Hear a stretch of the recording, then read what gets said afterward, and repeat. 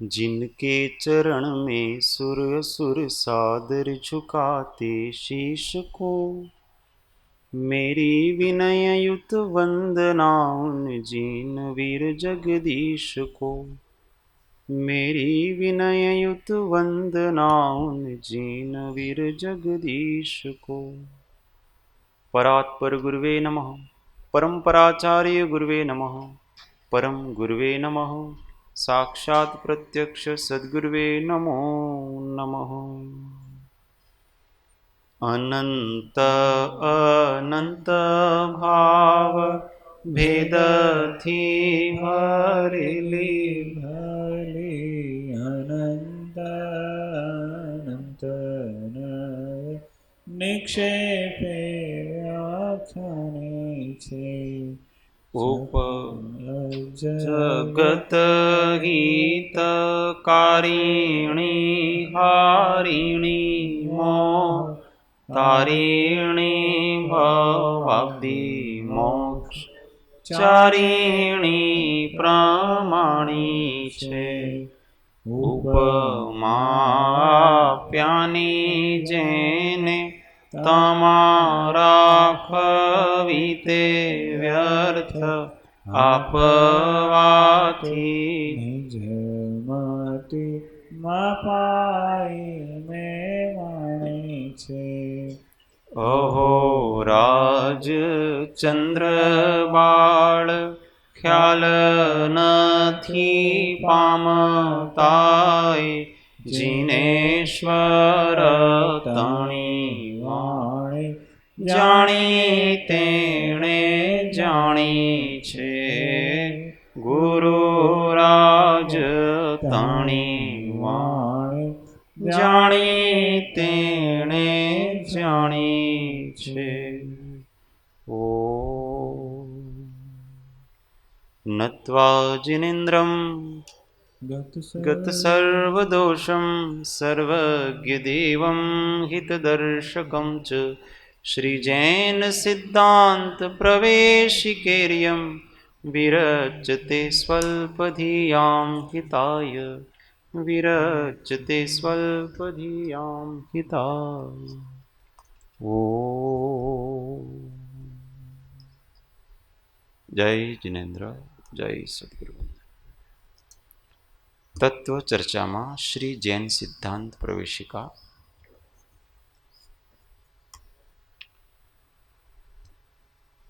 अध्याय 3, प्रश्न संख्या हिंदी में 356, गुजराती में 353। दर्शनोपयोग के कितने भेद हैं? बोलिए बदन, दर्शनोपयोग के कितने भेद हैं? पिछली बार ज्ञान दर्शन के बारे में बहुत चर्चा विस्तृत की। उत्तर 4, चक्षु दर्शन, अचक्षु दर्शन, अवधि दर्शन और केवल दर्शन। चक्षु दर्शन क्या है? चक्षु इंद्रिय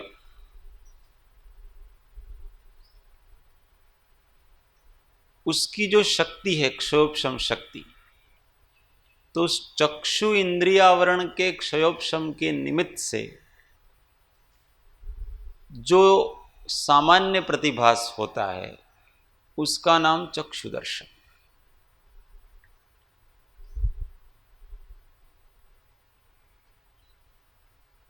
आंख से ज्ञान होता है किसी वस्तु का, उस ज्ञान के पहले दर्शन होता है, उसका नाम चक्षु दर्शन। आंख का विषय क्या है?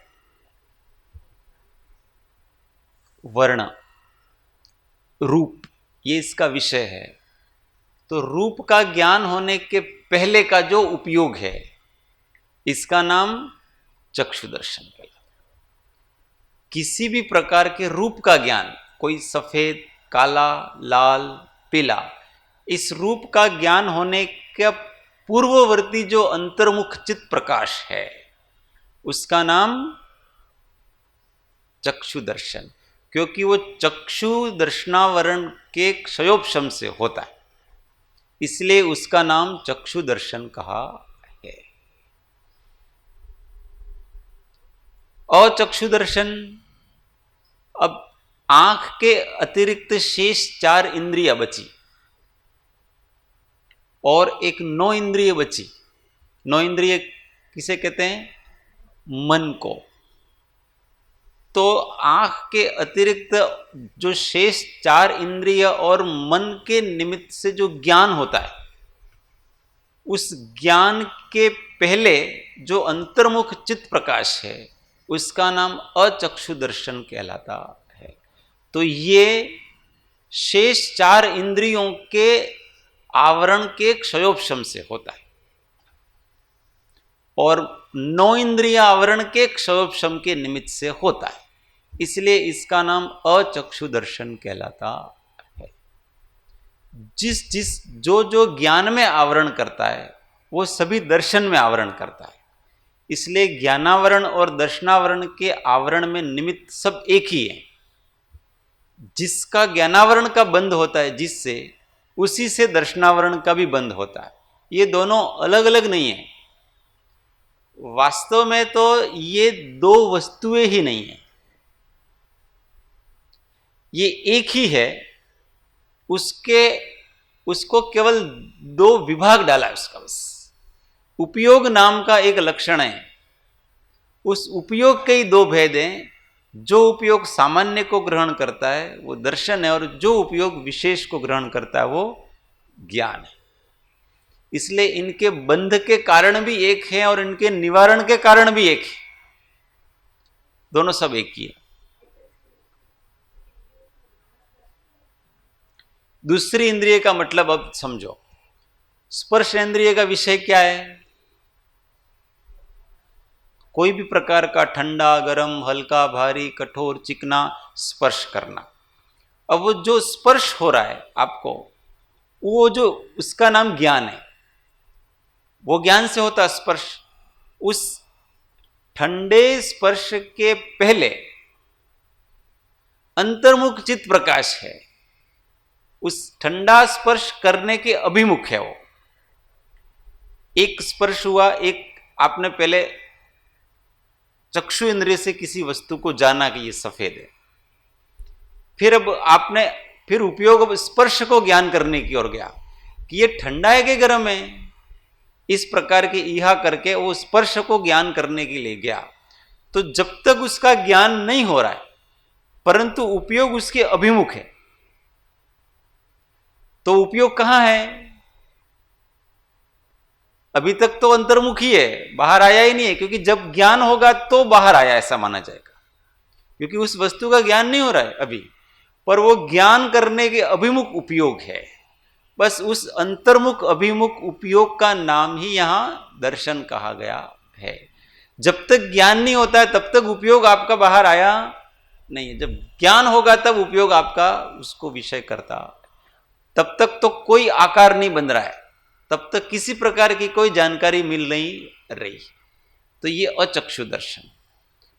उसी प्रकार से जैसे कान से कोई वस्तु सुनी तो कर्णेंद्रिय का जो आवरण है, कर्णेंद्रिय संबंधी दर्शनावरण और कर्णेंद्रिय संबंधी ज्ञानावरण, तो कर्णेंद्रिय संबंधी जो ज्ञानावरण है उसका क्षयोपशम होता है तो हमें किसी वस्तु कोई ध्वनि सुनाई देती है, नहीं तो सुनाई नहीं देगी अपने को।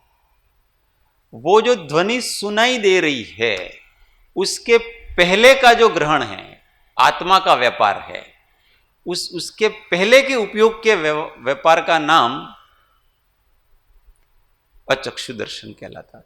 ऐसे चारों इंद्रियों के संबंध में और मन के संबंध में, मन कोई वस्तु का विचार करना चाहता है, किसी पदार्थ के विषय में चित्त जानना चाहता है, स्मरण के रूप में जानना चाहेगा, तर्क के रूप में जानना चाहेगा, अन्य अन्य प्रकार से अनुमान के रूप में जानना चाहेगा, अलग अलग प्रकार से किसी भी प्रकार से मन के निमित्त से किसी पदार्थ को जानना चाहता है यह आत्मा। तो उस जानने के पहले जिस वस्तु का हम स्मरण करना चाहते हैं, उस स्मरण के पहले उस स्मरण को करने के अभिमुख अंतर्मुख चित्त प्रकाश है, उसका नाम अचक्षु दर्शन अथवा मानस दर्शन कहलाता है। इसको मानस दर्शन कहते हैं। अवधि दर्शन, अवधि ज्ञान होने के पहले का अंतर्मुख चित्त प्रकाश, उस जो अवधि ज्ञान के द्वारा जो वस्तु जानी जाती है वो जब तक अभी जानी नहीं गई है, उसका ज्ञान नहीं हो रहा उसको, इसके पहले का जो अंतर्मुख चित्त प्रकाश है, आत्मा का व्यापार है, उस आत्मा के निराकार व्यापार का नाम यहां पर अवधि दर्शन कहलाता है। जिसका अवधि ज्ञान करेगा उसके पहले के आत्मा की चेष्टा, एक समय पूर्ववर्ती आत्मा की चेष्टा, उस चेष्टा का नाम अवधि दर्शन कहलाता। थोड़ा कठिन है ये दर्शन है ना, वो केवल ज्ञान गम्य है, अपने आत्मा के लिए कोई कल्याणकारी नहीं है, इसका कोई उपयोग नहीं है इस दर्शन का। अपने सब कुछ हो रहा है वो सब ज्ञान से हो रहा है, पर ये तो वस्तु को बता रहे हैं, बस जैसा है वैसा बताना जिनेंद्र देव का काम है, इसलिए यहां पर लिखा है। और केवल दर्शन, लोकालोक का जो प्रकाशक ज्ञान प्रकाशित होता है, उसके साथ जो आत्मा का अंतर्मुख प्रकाश है, अंतर्मुख उपयोग है, उसका नाम केवल दर्शन कहलाता है। मतलब लोकालोक की सामान्य सत्ता का अवलोकन, एक विशेष सत्ता का अवलोकन और एक सामान्य सत्ता का अवलोकन, तो उसको कहते हैं सत्ता सामान्य अथवा वैश्विक सत्ता अथवा महासत्ता, इसका नाम है। एक महासत्ता है और एक अवांतर सत्ता है। महासत्ता का मतलब संपूर्ण अस्तित्व को का प्रतिभास होना, आकार कुछ नहीं बन रहा है वहां पर, ये नहीं है कि ये जीव है, नहीं ये पुद्गल है, नहीं ये धर्मास्तिका है, नहीं ये अधर्मास्तिका है, नहीं ये आकाश है, नहीं ये काल है, ऐसा कोई भेद नहीं है। एक महासत्ता उसके उपयोग में आ रही है बस, तो केवल दर्शन कहलाता है।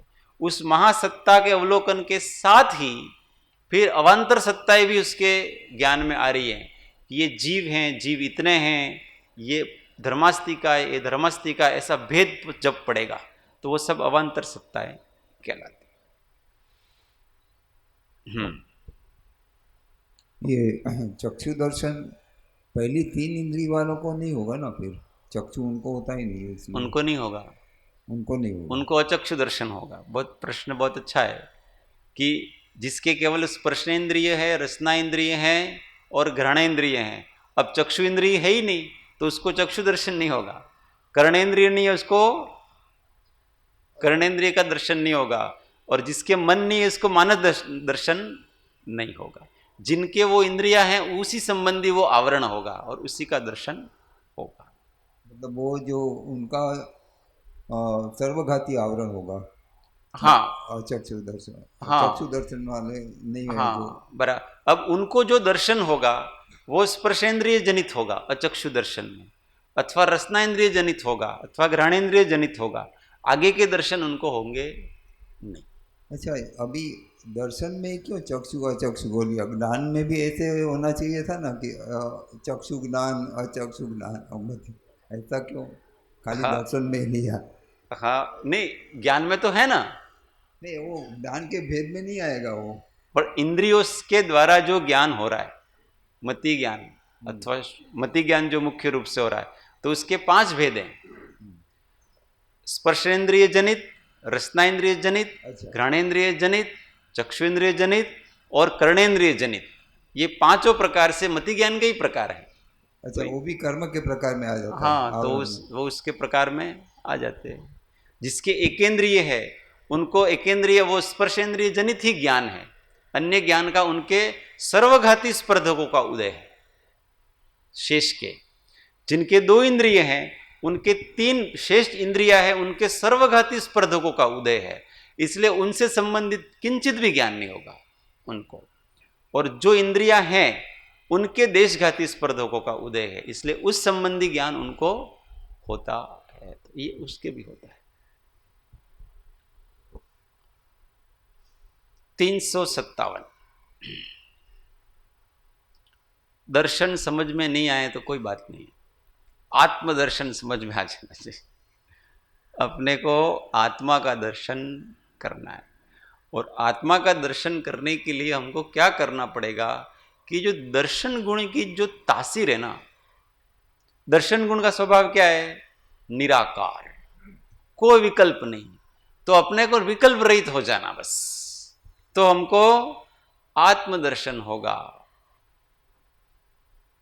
जब आत्मदर्शन जीव प्राप्त करता है ना निर्विकल्प समाधि में, उस समय उसको आत्मा के संबंध में जो विकल्प हैं वो भी उसको समाप्त करने पड़ेंगे। करने पड़ेंगे क्या? होते हैं कि मैं ऐसा हूं, मैं वैसा हूं, ये सब नहीं चलेगा। न तुम ऐसे हो न तुम वैसे हो, जैसे हो वैसे हो। उस अनुभूति पर ही आपको पूरा केंद्रित होना पड़ेगा। अब वो नए काम नहीं चलेंगे कि मैं शुद्ध हूं, मैं बुद्ध हूं, मैं ये हूं, मैं वो हूं, ये काम नहीं चलेगा अब आपके। अब ये हो तो आपको विचार करने की क्या जरूरत है? किसी वस्तु के अनुभव के लिए विचार की जरूरत नहीं होती है। अपने को मिठाई के स्वाद का अनुभव करना है तो क्या मिठाई का विचार करना पड़ता है? अगर उसका स्वाद है तो खाओ आप उसको, खाने से उसका अनुभव आएगा, विचार करने से उसकी अनुभूति नहीं होगी। इसी प्रकार से आत्मा का अनुभव करने से होगा, विचार करने से नहीं होगा।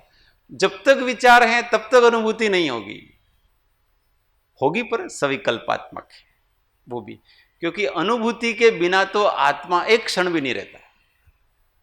अनुभूति होगी पर वो विकल्पात्मक अनुभूति है, और निर्विकल्पात्मक अनुभूति होगी तो ये विचार भी आपको छोड़ना पड़ेगा। फिर केवल अनुभव रहेगा, उसमें विकल्प रहेगा नहीं। तो केवल अनुभव प्राप्त करना है तो आत्मदर्शन करना। ये सब छोड़ दो कि मैं ऐसा हूं, वैसा हूं, मैं कौन हूं, मैं कैसा हूं, ये विकल्प छोड़ दो। मैं हूं, और उस मैं पहले तो साधक निश्चय करता है मैं कौन हूं। तो अलग अलग प्रकार से, नए से, प्रमाण से आत्मा को जानता है। अब इसका निश्चय हो गया कि मैं ये हूं, तो मैं कौन हूं में से कौन शब्द हट जाएगा इसके, फिर क्या रहेगा? मैं हूं। ये मैं हूं वो अनुभव है, कौन हूं वो अभी अनुसंधान है।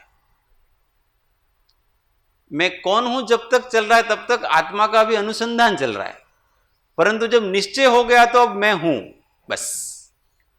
मैं हूं एक ये अनुभव है, ये विचार नहीं है, ये एक अनुभव है जो हर एक जीव को हमेशा हो रहा है। अपने आप को कौन अस्वीकार कर सकता है? अभी यहां स्वाध्याय हॉल में बैठे हैं, कल पूछेंगे आप स्वाध्याय हॉल में थे? तो कोई हो के नहीं नहीं ये तो नहीं थे, यूं तो तुरंत नहीं नहीं मैं था। आप कैसे कह सकते कि मैं नहीं था, मैं वहां उपस्थित था। मतलब मैं हूं ऐसी अनुभूति हर एक को हर समय है, बस उसको फील करने का। हम क्या समझते हैं कि आत्मा के अनुभव के बारे में हमने इतनी विचित्र विचित्र धारणाएं बना रखी है कि कोई एक अलग प्रकार का विचित्र सा होगा वहां पर। ऐसा नहीं है, आप अपने अस्तित्व को स्वीकार करते हो और अन्य विकल्प से रहित हो जाओ। आपको जो अनुभूति हो रही है वो आपकी ही हो रही है, किसी और की नहीं हो रही है। पर हमको ऐसा लगता है कि आत्मा का अनुभव कोई एक अलग प्रकार से होगा जिसको कभी ऐसा होता नहीं है। जब ये होगा ना तब समझ में आएगा कि ये वास्तव में हो रहा था पर आज तक मुझे भान नहीं था। मैं उसके विकल्पों में उलझा हुआ था कि ये कैसा होगा,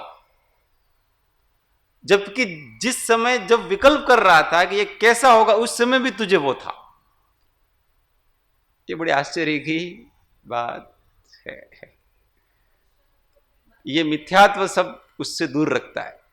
ये मिथ्यात्व ग्रंथि इतनी जबरदस्त है कि जो वस्तु अपने पास है, जो वस्तु निरंतर अपने को अनुभव आ रही है, उसको उसकी तरफ लक्ष्य ही करने नहीं देता है। उसी के संबंध में अनेक अनेक प्रकार की जिज्ञासाएं कराएगा, अनेक अनेक प्रकार के शास्त्रों को पढ़वाएगा, अनेक अनेक प्रकार से वो अन्य अन्य प्रकार से वो कराएगा, परंतु वो उसका संवेदन नहीं होने देगा। मिथ्यात्व। हाँ, कठिन काम है ये, तो बहुत कठिन काम है। हाँ, मन परे दर्शन, अभी उन्होंने प्रश्न किया कि दर्शन में मन परे दर्शन क्यों नहीं है, कौन बताएगा? इसके ऊपर बहुत सारी चर्चाएं कर दी है। हाँ मासी तमने,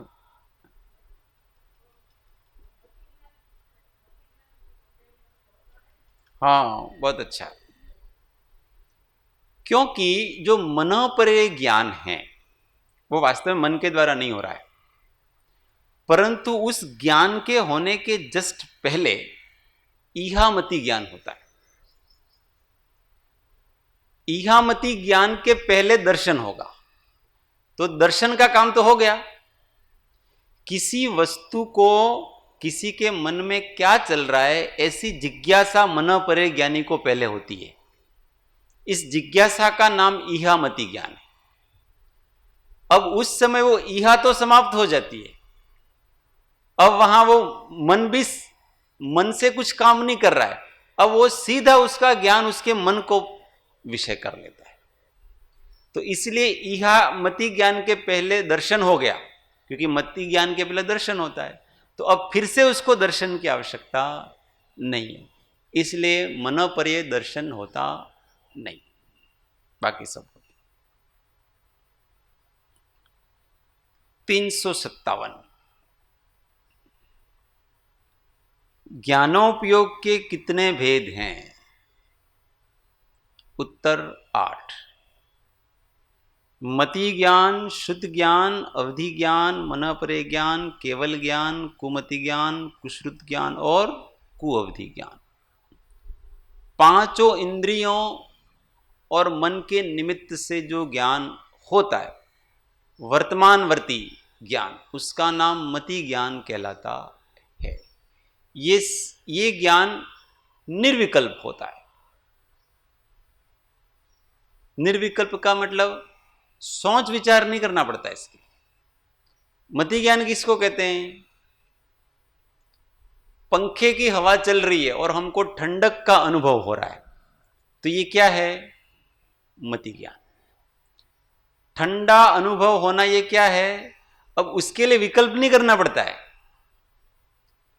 पंखे की हवा ठंडी है, ऐसा ज्ञान करने के विकल्प करना पड़ता है? अनुभव में आ रही, दूर से कहीं आवाज आ रही है और आपके कानों में पड़ी, तो कान ने उस ध्वनि को ग्रहण किया, उसमें कोई विकल्प करना पड़ता है?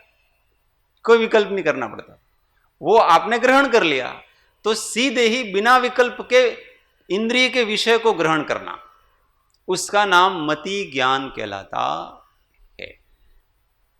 वो इंद्रियों के द्वारा भी होता है और नौ इंद्रिय मन के द्वारा भी होता है। अपने आप किसी वस्तु का स्मरण आ गया, बिना विकल्प किए, बिना विचार किए, मुझे इसको याद करना है ऐसा करके नहीं, पर ऐसे बिना ही बैठे हैं और याद आ गया, कोई विकल्प नहीं करना उसके संबंध में, तो इसका नाम मति ज्ञान कहलाता है। मति ज्ञान है वो निर्विकल्प है, शुद्ध ज्ञान है। श्रुत ज्ञान, अब विचार पूर्वक जो ज्ञान होता है उसका नाम श्रुत ज्ञान है। अभी ये ठंडी हवा आई, कहां से आई? पंखे की हवा है कि एसी की हवा है कि नेचुरल हवा है? ये सब करना ये क्या है? श्रुत ज्ञान। अब उसके संबंध में बहुत सारा विशेष ज्ञान होना, उस विशेष ज्ञान का नाम श्रुत ज्ञान कहलाता है। अभी घंटी बजी 9 बजे की, 9 बजे की घंटी बजी, तो घंटी सुनी, वो तो मति ज्ञान हो गया, उसमें तो कोई विकल्प नहीं है। परंतु अब हमको पूजा में जाना चाहिए, ये जो चिंतन चला, वो अर्थ ग्रहण किया, वो किसने किया? श्रुत ज्ञान ने किया। तो श्रुत ज्ञान है वो उसका अर्थ ग्रहण करता है। मति ज्ञान से जो जानी गई वस्तु है उसका, और वो विचार पूर्वक प्रवृत्ता है। और एकेंद्रिय आदि जीवों के अबुद्धि पूर्वक का होता है। अब उनके मन नहीं है तो विचार कहां से करेंगे, पर उनके अबुद्धि पूर्वक का विकल्पात्मक ज्ञान होता है। इसलिए शुद्ध ज्ञान हमेशा विकल्प का ज्ञान होता है। अब जैसे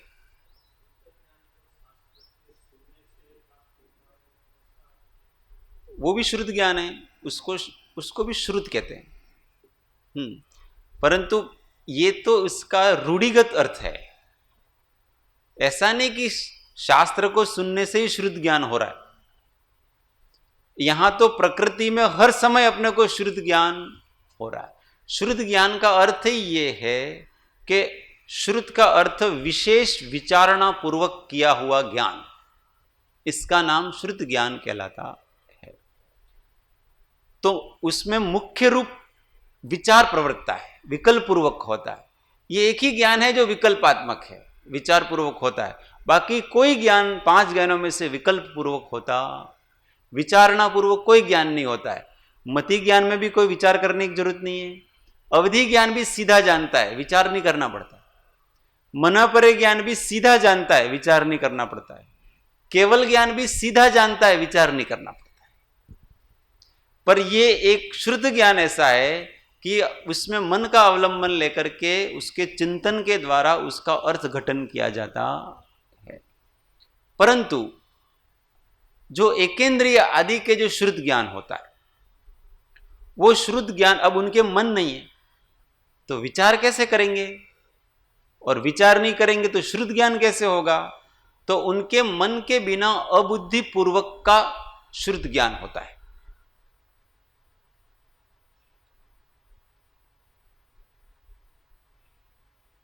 कैसे होता है? जैसे चींटी है, अब आपने गुड़ की डली वहां कोने पे डाल दी,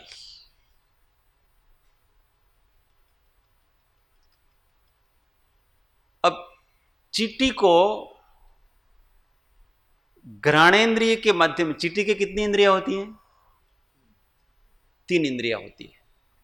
तो घ्राणेन्द्रिय के माध्यम से उस गुड़ के जो सूक्ष्म गंध है वो उस चींटी तक पहुंचती है। अब तो उस गुड़ का उसको ज्ञान होता है कि उस जगह दूर गुड़ पड़ा हुआ है। ये चींटी को ज्ञान हुआ। ये कौन सा ज्ञान हुआ? शुद्ध ज्ञान नहीं हुआ, मति ज्ञान हुआ। कोई विषय है, उस विषय का ज्ञान होना, उसकी गंध का ज्ञान हुआ ना, उसको गुड़ की गंध का ज्ञान होना, यह मति ज्ञान हुआ उसका।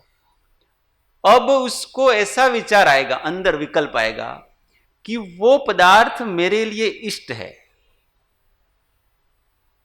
अब मुझको वहां जाना चाहिए और वहां जाकर के उसको खाना चाहिए अथवा लाना चाहिए। ये सारी की सारी जो स्फुरणाएं उसके अंदर जो हुई ना, वो उसका श्रुत ज्ञान है। तो एकेंद्रिय आदि को श्रुत ज्ञान इस प्रकार से होता है। मति ज्ञान में ही जो आगे के है या अवयव धारणा, उसी में वो एक एक स्टेप तो पदार्थ को अच्छी तरह ग्रहण कर लेता है। धारणा तक जब आता है कि ये निश्चित हो गया कि ये पदार्थ क्या है, तो फिर वो शुद्ध ज्ञान नहीं, तो उसमें फर्क क्या पड़ा इसमें धारणा में और शुद्ध ज्ञान में? श्रुत ज्ञान है वो उसके अर्थ को लेता है, अर्थ ग्रहण करता है, और ये केवल विषय को ग्रहण करता है।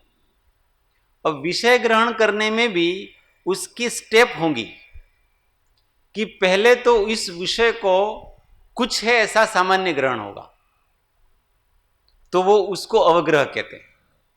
जैसे ही घंटी की आवाज आई तो सर्वप्रथम तो वो जो आवाज, वो इतना जल्दी होता है ना, तो अपने को पता नहीं, ये चारों घट जाते हैं उसमें।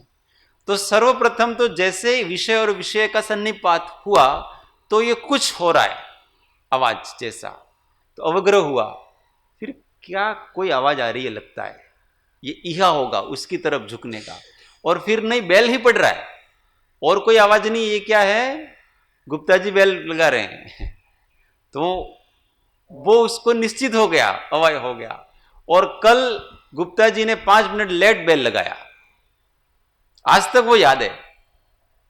कल की बात आज याद है कि निश्चय होगा कि कल जो आपने बेल लगाया था और वो जो आवाज आई थी वो 9 बजने में 5 मिनट थे, उस समय आवाज आई थी, वो अभी तक याद है। उसका नाम धारणा हो गया। ये विषय का पूरा ज्ञान हो गया, यहां तक विषय का ज्ञान है। परंतु इसमें यह नहीं कि वो बेल किस लिए लगाई थी, क्या था, ये अर्थ जो ग्रहण है वो शुद्ध ज्ञान का काम है। केवल वो ध्वनि संबंधी ज्ञान होना, वहां उसी की ये 4 स्टेज, और उसके बाद उस ध्वनि के अंदर क्या भाव हैं, किस लिए है, क्यों था, किसने किया, ये सारी चीजें हो शुद्ध ज्ञान का काम हो। इसलिए शुद्ध ज्ञान की स्वतंत्र आवश्यकता है। जैसे हमने आत्मा ऐसा शब्द सुना, कानों में पड़ा, तो ये कौन सा ज्ञान हो गया, ये मति ज्ञान, क्योंकि कर्णेंद्रिय ने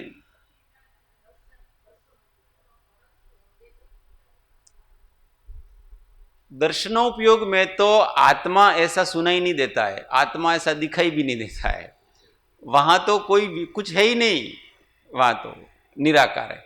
पर यहां तो आत्मा ऐसा शब्द सुना अथवा देखा, मतलब अपने उपयोग में आया, वो वहां तक तो मति ज्ञान है। अब आत्मा शब्द का अर्थ क्या है, उसका भाव क्या है, उसको पकड़ने के लिए जो ज्ञान प्रवर्तन करेगा वो श्रुत ज्ञान होगा। कि आत्मा का अर्थ, जो जानने देखने वाली जो शक्ति है उसका नाम आत्मा कहते हैं, चेतना कहते हैं। इस प्रकार का जो उसका अर्थ ग्रहण होगा, या तो सम्यक अर्थ ग्रहण होगा अथवा मिथ्या अर्थ ग्रहण होगा, पर जो भी अर्थ ग्रहण होगा वो सब श्रुत ज्ञान है। कोई आत्मा का मतलब पत्थर मानेगा, किसी को आत्मा ऐसा कहते हैं तो वो उसको भूत समझता है। किसी बच्चे को कहो देखो इधर आत्मा आएगा, तो उसने आत्मा का अर्थ क्या ग्रहण किया, भूत प्रेत ग्रहण किया, तो वो उसका श्रुत ज्ञान है। परंतु वो कौन सा श्रुत ज्ञान है, कुश्रुत ज्ञान है। पर उसने उस शब्द का कुछ तो अर्थ ग्रहण किया है, अंदर कुछ तो भाव ग्रहण किया, तो उस शब्द का जो कुछ भाव ग्रहण हो रहा है वो विचार पूर्वक हो रहा है। उसके वो आवाज जैसे ये आत्मा, तो उसका उपयोग दौड़ा और उस उपयोग ने विचार किया कि आत्मा मतलब वो हॉरर शो में दिखाया था वो भूत, तो ये श्रुत ज्ञान कहलाता है। और किसी साधक के शब्द पढ़ेंगे तो वो विचार करेगा आत्मा मतलब ज्ञान देखने की शक्ति जो होती है उसका नाम आत्मा कहलाता है। सब अलग अलग अर्थ ग्रहण करेंगे, पर जो भी अर्थ ग्रहण करे वो उसका श्रुत ज्ञान कहलाएगा। और वो केवल विषय को जाना, आत्मा ऐसा सुना अथवा आत्मा शब्द पढ़ा, तो उसका नाम मति ज्ञान कहलाता है।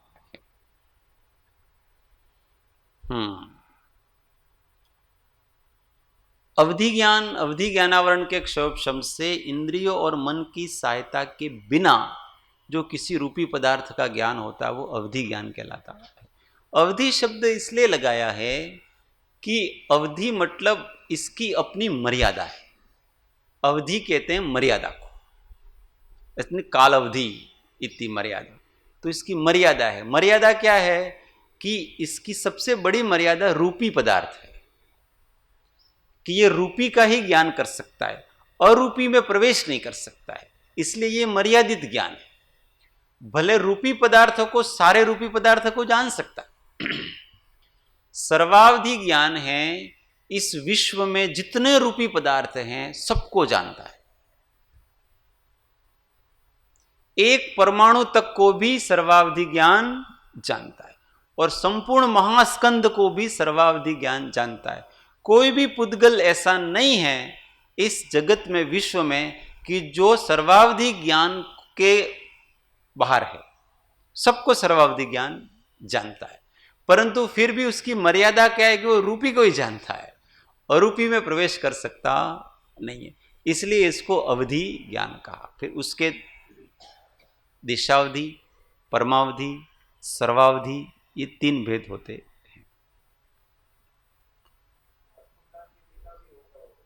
हाँ, उसमें आत्मज्ञान की देखो, देशावधि है वो आत्मज्ञान के बिना भी मतलब मिथ्या दृष्टि को भी हो सकता है देशावधि, परंतु उसका नाम देशावधि नहीं है, उसका नाम विभंगावधि है।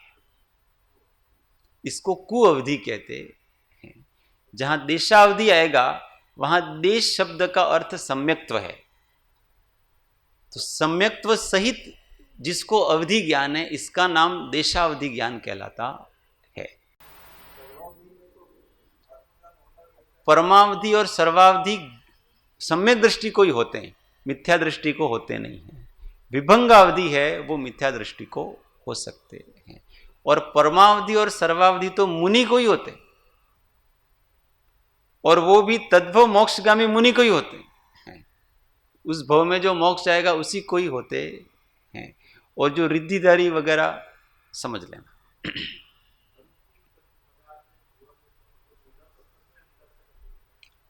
हाँ, सांभळाયું नहीं सो? हाँ, नहीं, उनका प्रश्न ऐसा है कि अरूपी पदार्थ को देखने का काम कौन करेगा? क्या मनोपर्य ज्ञान करेगा? तो नहीं, मनोपर्य ज्ञान का विषय भी रूपी है, अरूपी नहीं है, इसलिए उसकी भी मर्यादा होगी। और उसकी सबसे बड़ी मर्यादा ये होगी कि सामने वाले के मन में जो पदार्थ रूपी चल रहा है उसी को जान रहा है, बिना मन वाले को नहीं जान रहा है। जैसे एकेंद्रीय जीव के ज्ञान में प्रवर्तन नहीं कर सकता है मनोपर्य ज्ञान, दो इंद्रिय में प्रवर्तन जो मन वाले जीव हैं, और मन वाले जीवों में भी ढाई दीप में जो है ना उसी को जानता है।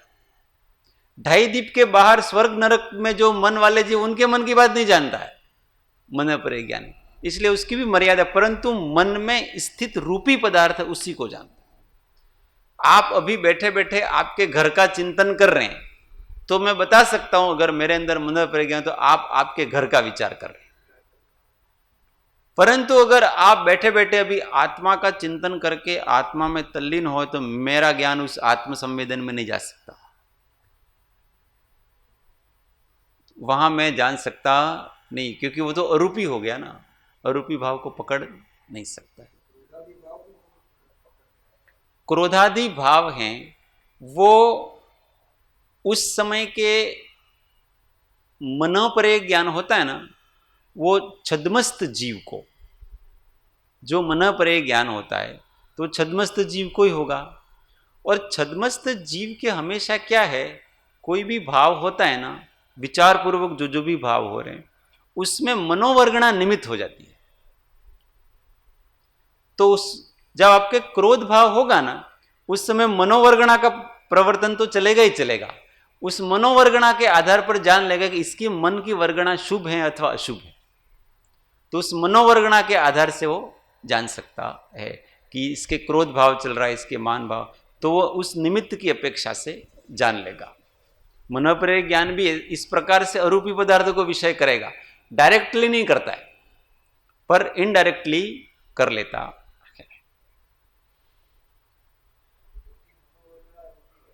क्योंकि मनोवर्गणा तो रूपी है ना, और इसके आधार से, उसके परिणमन के आधार से वो जान लेगा। अथवा तर्कमति ज्ञान से, अब अवधि ज्ञान जिसको है उसके मन की बात भी जान लेगा कि अवधि ज्ञानावरण से उसने देखा कि इस जीव के, अवधि ज्ञान से कि इस जीव के अंदर मिथ्यात्व कर्म है कि नहीं, तो वो किससे जाना उसने उसको अवधि ज्ञान से तो कर्म प्रकृति को देखा, फिर उसने मति ज्ञान लगाया कि इसके अंदर सम्यक्त्व प्रकृति का उदय चल रहा है, मिथ्यात्व और मिश्र मोहनी का उदय नहीं चल रहा है, इसका मतलब इसको क्षोभशम सम्यक दर्शन है। तो अवधि ज्ञान का विषय रूपी ही है, तो वो रूपी को ही विषय करेगा, परंतु फिर उसने अरूपी भाव को भी जान लिया कि इसको क्षोभशम सम्यक दर्शन है, ऐसा अरूपी भाव को जाना उसने। तो वो किससे जाना, उसके बाद जो उसका मति ज्ञान हुआ, तर्क मति ज्ञान, सीधा तो उसने सम्यक तो प्रकृति का उदय देखा, वो बिना मन के और बिना इंद्रियों के देखा, अवधि ज्ञान से देखा उसने, वहां तक तो रूपी पदार्थ का। अब वो मति ज्ञान का उपयोग करेगा, तर्क मति ज्ञान का, कि इसके अंदर सम्यक तो प्रकृति का उदय है, और बाकी दो का उदय नहीं है उसके, इसका अर्थ इसका क्षोभम सम्यक्त्व है।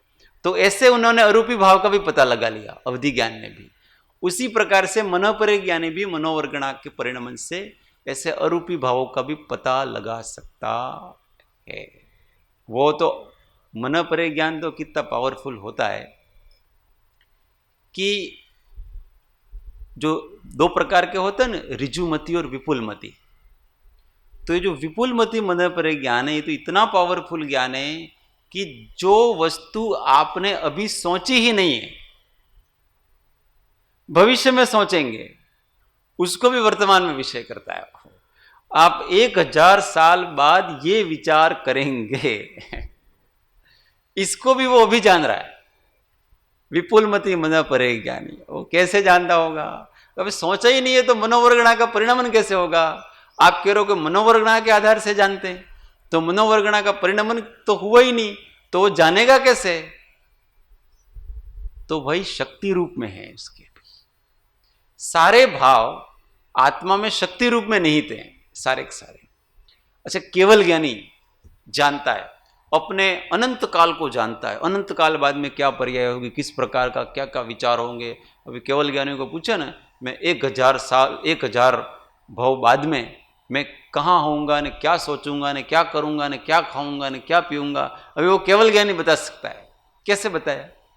जबकि वो परिस्थिति अभी उत्पन्न ही नहीं हुई है, परंतु वो सारी पर्याय शक्ति रूप में आत्मा में है। इसलिए शक्ति रूप में जो जो आत्मा में है वो सब केवल ज्ञानी को अभी प्रत्यक्ष व्यक्ति रूप दिखती है। दिखती है कि नहीं दिखती है? अपने को भी होता है ना, अपन मति ज्ञान से भविष्य की पर्याय जान सकते नहीं जान सकते? कोई बच्चा पैदा हुआ तो कोई भी सामान्य अनुमान ज्ञानी बता सकता है कि ये मरेगा। भाई अब मृत्यु देख नहीं रहे हो अभी, परंतु कह सकते हो कि नहीं कह सकते हो कि मरेगा? किस आधार से कहा आपने कि ये मरेगा? ये मति ज्ञान है। मति ज्ञान में तर्क मति ज्ञान लगा है कि जो पर्याय उत्पन्न होती है उसका नाश अवश्य होगा, ये मति ज्ञान है।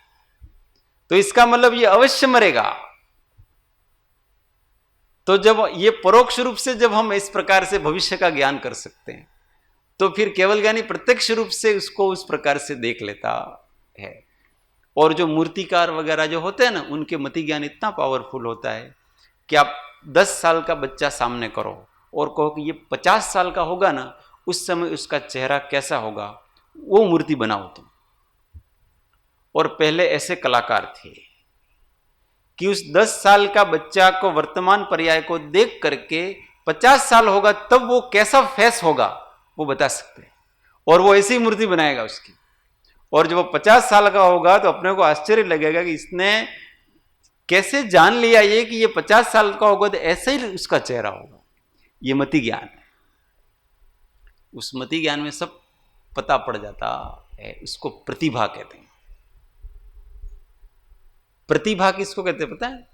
प्रतिभा कि अकस्मात ही भा का मतलब प्रकाश होना, स्फुरना होना, कि ऐसा होने वाला है, इसका नाम प्रतिभा कहलाती है। जैसे ही सुबह उठते हैं और अचानक ऐसा कि आज मेरे साथ कुछ दुर्घटना होगी, ये प्रतिभा है, इसका नाम प्रतिभा। वो मति ज्ञान अकस्मात उसका आवरण, उसमें कोई सोच विचार की जरूरत नहीं होती है। इस मति ज्ञान में प्रतिभा वगैरह की बुद्धि, मेधा, प्रतिभा, प्रज्ञा, ये सभी मति ज्ञान के प्रकार हैं। और इसमें कोई सोच विचार की आवश्यकता नहीं होती। इसमें क्या होता है कि स्फुरना होती है अंदर से। जैसे कोई इंजीनियर है, उसको देखो, ये फोटो, इसकी लंबाई चौड़ाई कितनी होगी, देखते ही तुरंत पता पड़ता है, विचार ही नहीं करता है वो, इसकी इतनी लंबाई इतनी चौड़ाई है। कहां से पता पड़ा? प्रतिभा। उसको देखते ही भाषित हो गया उसको। ये इस प्रकार से, ये मति ज्ञान इस प्रकार से होता है। ये सब अंदर ये शक्तियां हैं। ज्ञान, ज्ञान है वो अचिंत्य पदार्थ है, उसको अपन समझ ही नहीं सकते हैं कि इसकी शक्ति कितनी है। वो जो जो घटा ही नहीं है वो कैसे जानेगा? परंतु वो भी जानेगा जैसे हम जानते हैं वर्तमान। मन परे ज्ञान, जो मन के द्वारा, मन और इंद्रियों के निमित्त के बिना किसी अन्य पदार्थ, अन्य व्यक्ति के मन में स्थित रूपी पदार्थ का ज्ञान करना, उसका नाम मन परे ज्ञान है। वास्तव में वो मन के द्वारा नहीं हो रहा है, अपने मन के द्वारा भी नहीं हो रहा है और दूसरे के मन के द्वारा भी नहीं हो रहा है, मन में स्थित पदार्थ का हो रहा है। जैसे आकाश में पक्षी उड़ रहा है, तो पक्षी का ज्ञान आकाश से हो रहा है क्या? आकाश से पक्षी का ज्ञान नहीं हो रहा है, आकाश में पक्षी स्थित है उसका ज्ञान हो रहा है।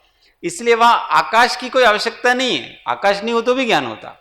ऐसे ही सामने वाले के मन में स्थित पदार्थ है तो वहां मन की केवल उपस्थिति है, बाकी उस मन में जो हो रहा है उसका ज्ञान हो रहा है उसका, तो सामने वाले के मन से ज्ञान नहीं हो रहा है।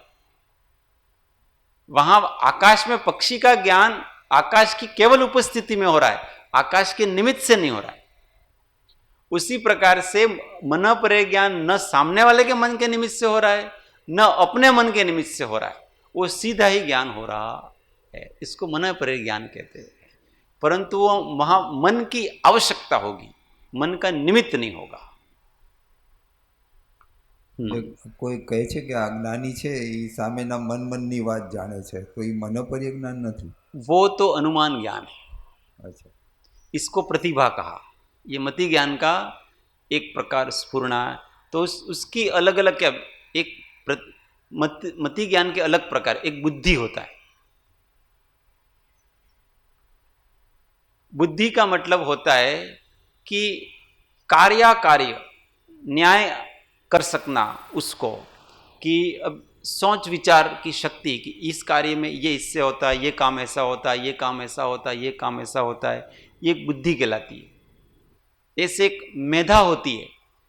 कोई भी हम सुनते हैं पढ़ते हैं तो उसको अपन चिरकाल तक अपने अंदर संधारण कर सकते हैं। ऐसी शक्ति, ऐसी मति का नाम मेधा कहलाता है। एक प्रज्ञा होती है, वो प्रज्ञा का काम है स्वपर का विवेक करना। उसी प्रकार से एक प्रतिभा होती है कि जो अंदर से स्फुरना होती है किसी भी पदार्थ के विषय में, कि ये इस प्रकार का है, अब ये होगा, इसके बाद ये होगा, इसके बाद ऐसा होगा। ऐसी मन की स्फुरना होती है। तो किसी के मन में है, वो उन्होंने जान लिया कि वह अब ये विचार करेगा। अपन कहते हैं ना, जो खेल खेलते हैं तो वो चाल चलते हैं ना, शतरंज की चाल चलते हैं, उस समय वो सामने वाला कौन कौन सी चाल चल सकता है उसके मति में घूम जाता है सारी, इसलिए फिर उसके हिसाब से वो चाल चलता है। ये सब मति ज्ञान के प्रकार हैं। मति ज्ञान का बड़ा विस्तार, 336 भेद है उसके मति ज्ञान के। और केवल ज्ञान का मतलब केवल ज्ञान, कोई प्रयत्न नहीं है, मात्र ज्ञान है सब कुछ। वास्तव में केवल ज्ञान ही ज्ञान है। असली ज्ञान कौन सा है? केवल ज्ञान ही ज्ञान है, बाकी तो सब अंधे हैं। थोड़ा बहुत जानते हैं, कुछ भी जानते नहीं है। जहां मात्र ज्ञातापना है वो केवल ज्ञान कहलाता है। और जब यही ज्ञान, मति ज्ञान, शुद्ध ज्ञान और अवधि ज्ञान मिथ्यात्व सहित होते हैं तो उनका नाम कुमति, कुश्रुत और कुअवधि ऐसा पड़ जाता है। इसके बारे में अपन विशेष चर्चाएं बहुत बार कर चुके हैं। इसमें अंतर केवल इतना ही है, पदार्थ को जानने संबंधी कोई अंतर नहीं है इसमें, कि कुमति ज्ञान वाला ज्यादा जानता है कि कुअवधि कि मति ज्ञान वाला ज्यादा जानता है। तो पदार्थ को वैसे ही जानेंगे। पत्थर को पत्थर मिथ्या दृष्टि भी जानता है और पत्थर को पत्थर सम्यक दृष्टि भी जानता है। दोनों में कोई अंतर नहीं। पदार्थ को जानने में कोई अंतर नहीं है, मिथ्या दृष्टि की और सम्यक दृष्टि। इसलिए कुमति, कुश्रुत और कुअवधि और मति, श्रुत और अवधि, इनमें पदार्थ को जानने की अपेक्षा से कोई भेद नहीं।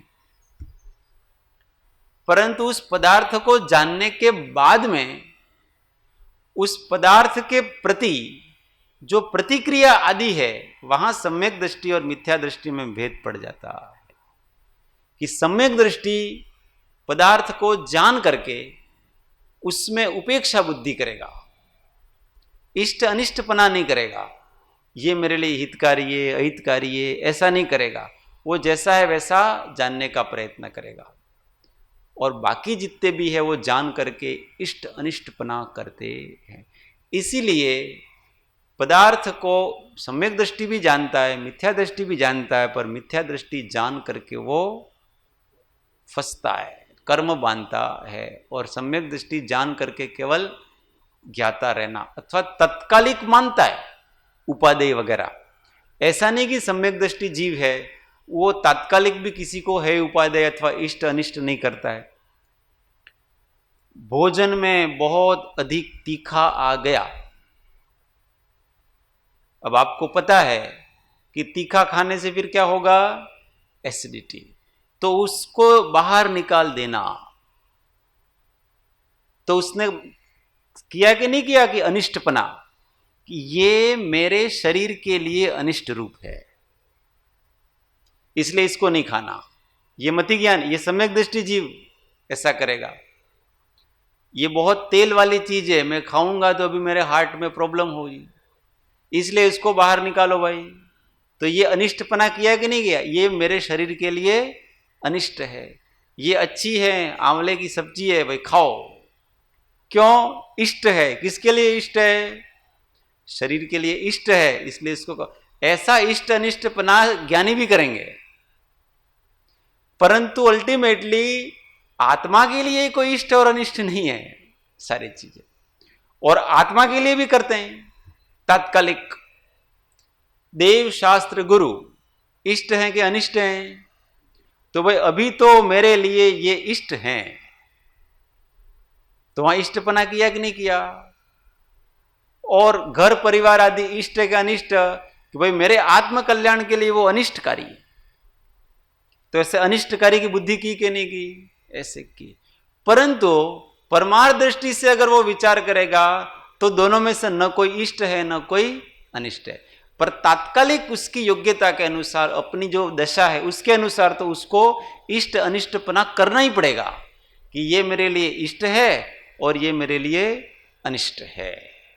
तो ये अपेक्षा अपेक्षा से सब वस्तुओं को अपने को समझना चाहिए।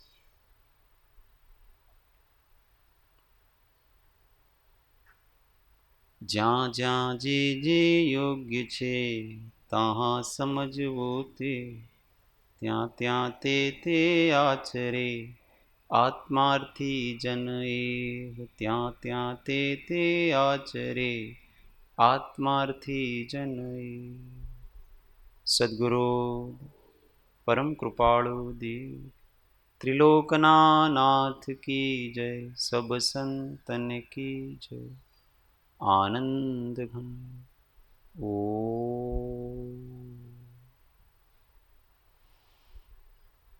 एक मिनट मौन, आत्म अनुसंधान। ओ